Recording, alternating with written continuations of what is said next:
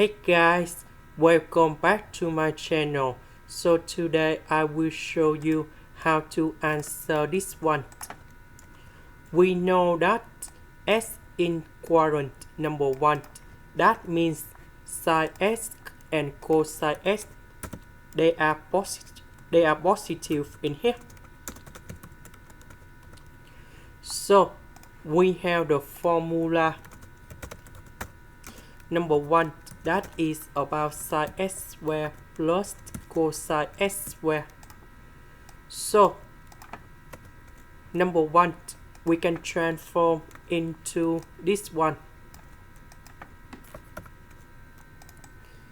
So in this situation, we can simplify sine S squared minus sine S squared.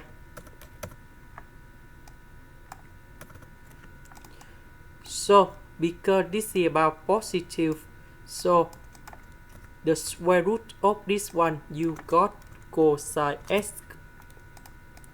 Next, tan S, that is about sine S over cosine S.